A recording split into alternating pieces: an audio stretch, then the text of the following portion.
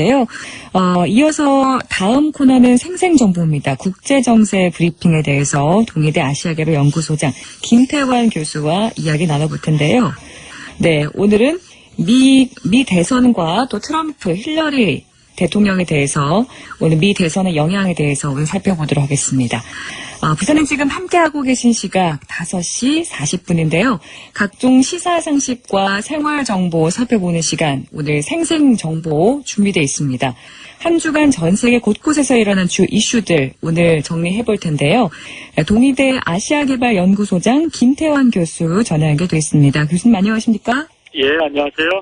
네, 먼저 오늘 일본의 오늘자 신문 아사히 신문에서 중국 랴오닝 홍샹그룹이 중국 세관 당국에 뇌물을 주고 북한은 핵 개발에 사용될 수 있는 재료를 자유롭게 수출했다는 그런 의혹을 받고 있다고 보도를 했습니다. 이 소식 좀 자세하게 전해주시죠. 예, 사실은 오늘 아사히 신문의 보도 이전에 이미 19일에요.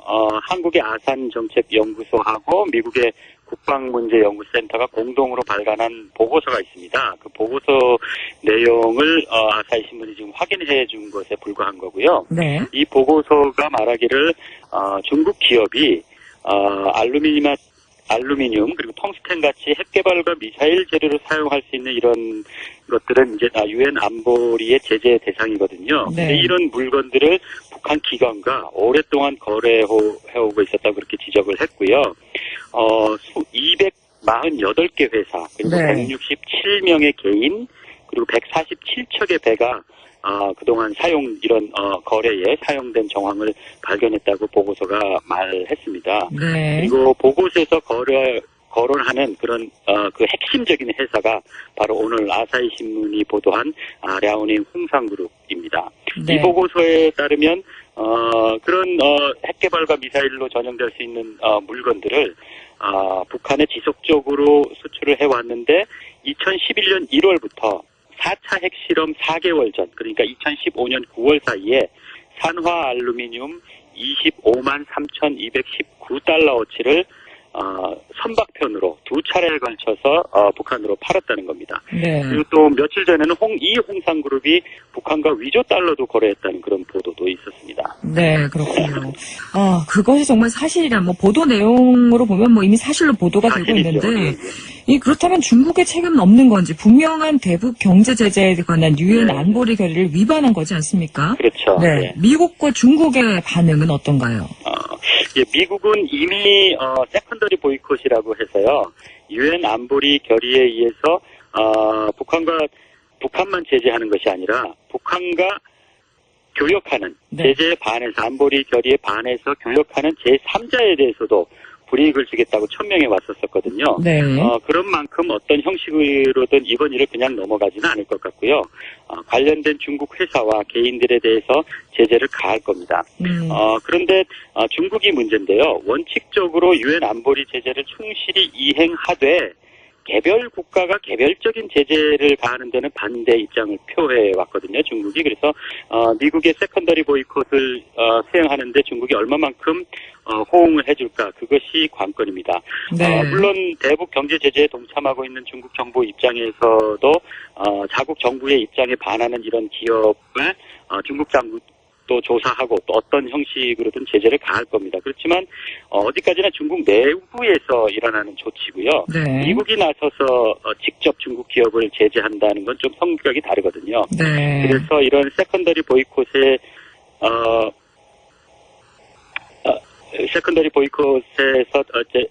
얼마만큼 적극적으로 미국이 의지를 가지고 실행을 하려고 하는가. 네. 그리고 그 미국에 대해서 중국이 얼마만큼 호응을 하는가. 이것이 관건이라고 할 수 있습니다. 그런데 네. 22일 엊그제죠. 미국의 백악관이 이미 중국 당국과 이 문제에 대해서 이미 조사에 착수했고 또 제재에 착수할 거라고 그런 또 확인을 또 하기도 했습니다. 네, 그렇군요. 그런데 중국은 이 유엔 대북 제재 원칙적으로 동의를 하고 그 기회가 있을 네. 때마다 그 원칙을 천명해 왔지만 실제로는 대북 제재에 적극적이 않았고 예. 또 강력한 대북 제재 자체가 불가능하다 이런 네. 비판들도 적지 않습니다. 이 부분 좀 어떻게 보시는지요? 특히 이제 중국을 조금 이해할 필요가 있는데요. 이건 중국의 어떤 부패 문제와도 연관이 있습니다. 네. 모든 분야에서 중국 당국이 법과 규정을 내세워도 실제 현장에서는 뇌물과 또 각종 관계, 커넥션들에 의해서 잘 지켜지지 않는 경우가 많거든요. 그래서 북중 무역에 있어서도 중국 당국이 현장에서 얼마나 강력하게 감시하고 실행하느냐가 사실은 관건인데, 사실 지금까지 여러 가지 경로를 통한 보도에 의하면 북중 간의 국경에서 야간이나 아니면 중국 당국의 감독이 소홀한 시간대에는 음성적으로 제재가 무색할 정도의 거래가 북중 간에 이루어지고 있다고 그렇게 알려져 왔거든요. 네.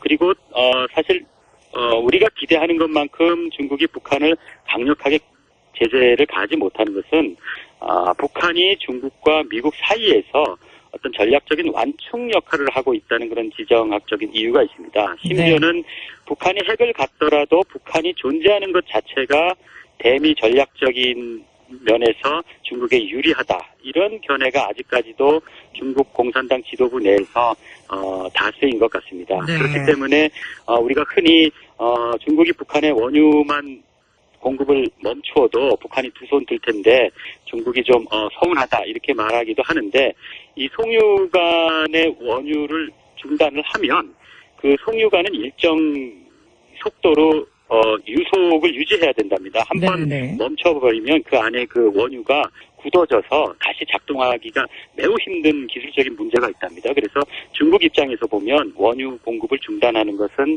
거의 북한을 포기하는 상태에 준하는, 그렇게 가장 마지막에 사용해야 할 최후의 수단으로서 중국이 꼭 쥐고 있고 싶은 그런 수단이죠. 네. 좀 중국의 입장을 또 생각해보면 또 어쩔 수 없는 상황이구나, 이런 생각이 드는데 참 어려운 그런 상황입니다. 그런 와중에 또 일본의 아베 수상이 의회에서 개헌에 대한 언급이 시작했다, 이런 보도가 있습니다. 이 내용 좀 자세히 짚어주시죠. 예, 엊그제입니다. 26일 날 일본 임시국회가 개원했거든요. 여기 개원 연설에서 아베 총리가 헌법을 어떻게 할 것인가를 정하는 것은 국민이다. 개헌안을 만들어서 국민에게 제시하는 것은 국회의원의 책임이다. 네. 이런 말을 하면서 공식적으로 개헌을 추진하겠다는 그런 뜻을 펼쳤습니다. 그리고 이미 자민당은 헌법 개정 초안을 제시하고 있는 상태고요. 여기서 주요 이제 개정의 대상이 되는 것이 바로 헌법 구조인데요. 이 헌법 구조를 자민당이 어떻게 바꾼 것으로 이제 초안을 제시했냐면, 우리나라, 즉 일본이죠. 네. 우리나라의 평화와 독립, 그리고 국가와 국민의 안전을 확보하기 위해서 국방군을 보유한다, 이렇게 초안이 되어 있습니다. 개정 초안이. 그러니까 이제까지는 공식적인 군대가 없었는데 이제 공식적인 국방군을 보유한다, 이렇게 개정함으로써 전쟁을 할 수 있는 그런 국가가 되겠다는 그런 의지를 표한 건데요. 네. 문제는 이 아베의 자민당이 지난 7월에 있었던 참의원 선거에서 압승해서 민의원과 중의원과 참의원 양원에서 모두 3분의 2 이상을 확보하고 있습니다. 그래서 개헌 발의를 위한 의석을 충분히 확보해 놓은 상태이기 때문에 야당의 반대도 불구하고 개헌을 발의하는 데는 문제가 없어 보입니다. 그걸 이제 하겠다고 이제 공식화한 거고요. 근데 마지막으로 이제 국민 투표를 통해서 이제 헌법 개정이 최종적으로 결정이 되거든요. 그래서 개헌의 반대 입장을 표하는 어떤 야당이나 일본 여론들은 현재 헌법이 일본의 어떤 집단 양심의 표현이다. 그래서 일본 국민이 결코 개헌을 허락하지 않을 것이다, 뭐 이렇게 자신감을 보이면서 개헌에 반대하고는 있는데 유의 깊게 지켜봐야 될 문제인 것 같습니다. 왜냐하면 아베의 인기가 지금 2년 이내 최고점을 달리고 있거든요. 지난 봄 구마모토 지진에서 아베가 그래도 잘 대처해서 국민으로부터 지지율이 많이 올라갔고, 또 7월 달에는 선거에서 압승을 하고, 그래서 지난주 여론조사에 의하면 뭐 2년 이래에 처음으로 60%대를 진입하고 62%대의 지지율을 보이고 있습니다. 그래서 좀 안심하기는 좀 이른 그런 것 같기도 합니다. 지지율이 62%면 정말 상당하네요. 그럼요. 우리하고 비교하면 좀 그러니까요. 그럼 앞으로 좀 일본의 상황 어떻게 진행될 거라고 예상하시나요?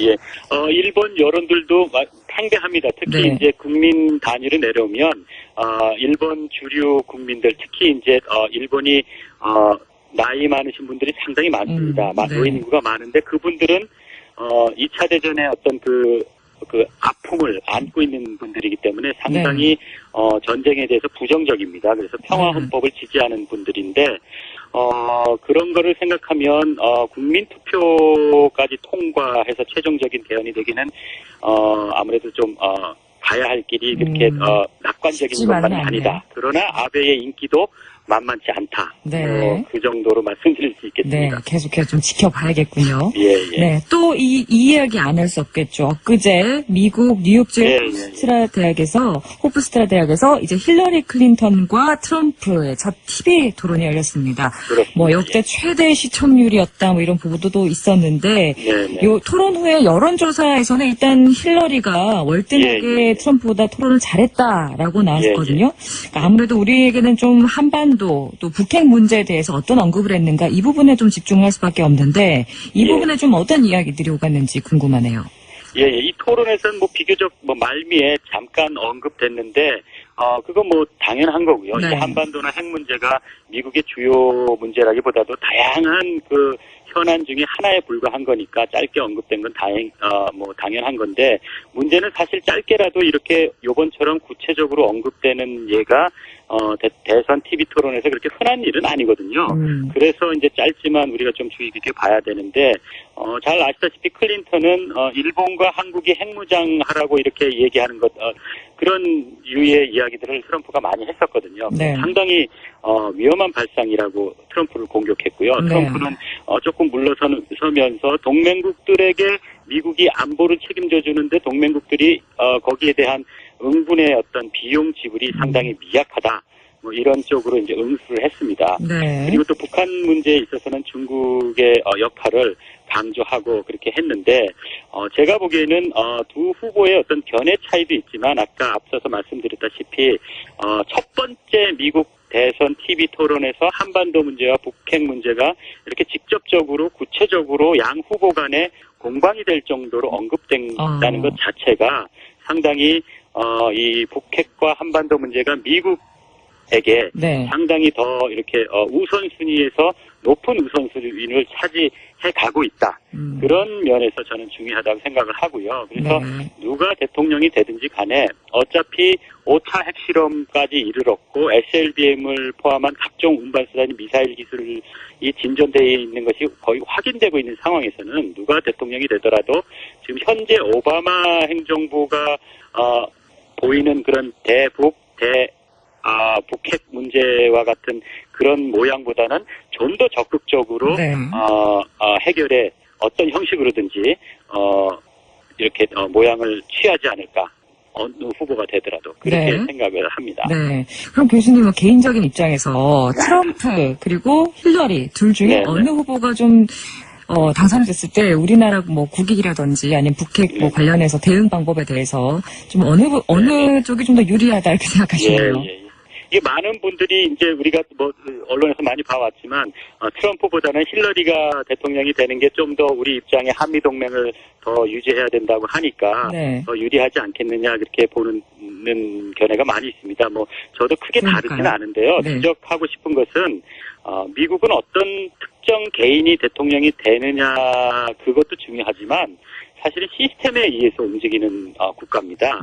미국의 어떤 정책이나 특히 대외 정책 같은 것은 지구 전체적인 어떤 전략적인 차원에서 시스템에 의해서 움직이기 때문에 트럼프나 힐러리가 누가 대통령이 되든지 간에 갑작스럽게 바뀌는 것은 쉽지 않습니다. 그래서 누가 대통령이 되는가에 관심을 갖는 것보다 그 관심을 조금이라도 더 어떤 쪽에서 민주당이 되든 공화당이 되든 그 당 입장에서 그 공화당의 주류 정책이 어떤 방향인지 민주당의 주류 정책이 어떤 정책 방향인지를 우리가 연구를 하면서 양쪽 다 우리가 활용할 수 있는 그런 준비를 우리가 하는 것이 좀 더 능동적이고 합리적이 아닌가 싶습니다. 상대가 누가 되느냐에 따라서 나의 운명이 결정되는 것이 아니라 상대가 누가 되든지 내가 그 상대를 얼마든지 나의 이익에 부합하게 이렇게 활용할 수 있는 그런 준비를 꾸준하게 해가는 것이 더 중요하지 않을까 그런 생각을 합니다. 네, 그렇습니다. TV 토론 앞으로 뭐 2차례 더 남아있죠? 그렇죠. 또 어떤 발언들이 오갈지 좀 자세히 지켜봐야겠습니다. 오늘 말씀 여기까지 듣겠습니다. 감사합니다. 예, 감사합니다. 네, 지금까지 동의대 아시아개발연구소장 김태환 교수와 함께 한 주간 전 세계 곳곳에 일어난 주요 이슈들 짚어봤습니다. 앞서 기술적인 부분으로 행복마을 프로젝트 우리 동네가 달라졌어요. 내용이 끝까지 전달되지 않은 점 양해 말씀드리면서 부산은 지금 오늘 여기서 마치겠습니다. 지금까지 아나운서 이지연이었습니다. 감사합니다.